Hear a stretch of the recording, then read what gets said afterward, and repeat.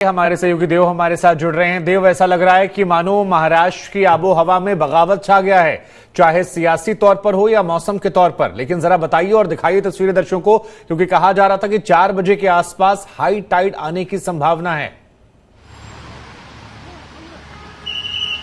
जी, जैसे कि हमने सुबह भी आपको लाइव में बताया था कि जो मौसम है वो बावला हुआ पड़ा है कहीं ना कहीं, और हम मुंबई के वीटी इलाके में है जहां सबसे ज्यादा मैक्सिमम लोगों का आना जाना रहता है, क्योंकि ये जो CSMT Chhatrapati Shivaji Maharaj terminus station है उसके बगल में ही BMC का हेडक्वार्टर्स है, जहां डिजास्टर मैनेजमेंट सेल की ऑफिस भी बैठती है।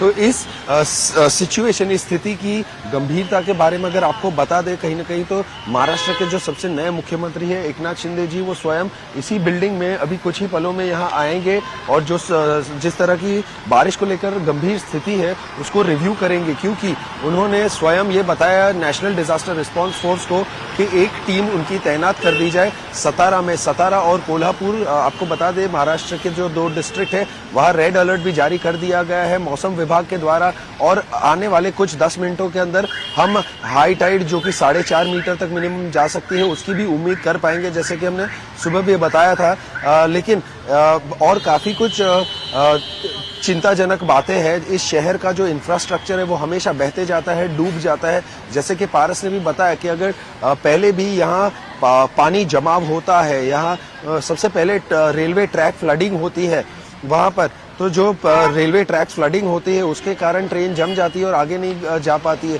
तो 3 से 5 से लेकर 7 घंटे तक लोगों को पहले भी कई सालों में बिताने पड़े हैं।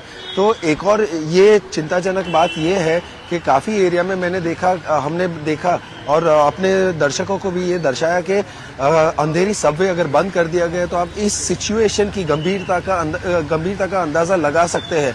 और अभी तो काफी लोग हैं जो फिलहाल काम पर है, उनके जब ड्यूटी आवर्स या कॉर्पोरेट वर्किंग आवर्स जिसे हम कहते हैं वो जब समाप्त होंगे और वो घर जाएंगे तो कैसे जा पाएंगे अगर ट्रैक की फ्लडिंग होगी। अभी तो फिलहाल 10 से 15 at the most maximum 20 minute की डिले पर ट्रेनें चल रही है वेस्टर्न, सेंट्रल हार्बर और ट्रांस हार्बर लाइन पर, लेकिन 120 मिलीमीटर से ज्यादा रेनफॉल ऑलमोस्ट वेस्टर्न और ईस्टर्न सबर्ब्स में हम देख चुके हैं पिछले 24 घंटों के अंदर।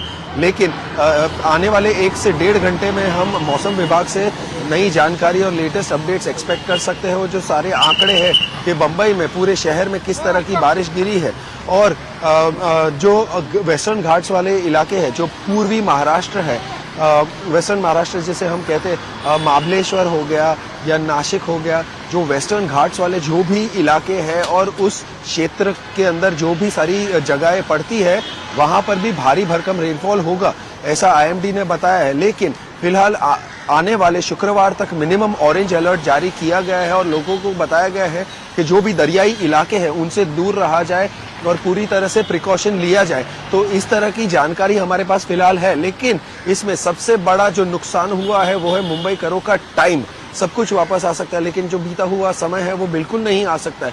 जो 3-3 घंटे वो बस में बैठे गुजार लेते हैं या अपने प्राइवेट वाहनों के अंदर बैठे होते हैं तब गुजर जाते हैं, उनकी गाड़ी अटक जाती है। कल थाने में भी हमने देखा कि एक इंसान जा रहे थे और उनकी स्कूटर बंद पड़ गई और वो उस एरिया में फ्लडिंग हो गई है और वो आगे जा नहीं पा रहे, वो अटक गए हैं। जो महाराष्ट्र में कोयना डैम है, बांध, वो भी ओवरफ्लो हो चुका है और उसका भी अलर्ट BMC जारी कर चुका है। तो ऑरेंज अलर्ट और रेड अलर्ट के बीच में जूझ रहा है ये महाराष्ट्र का राज्य।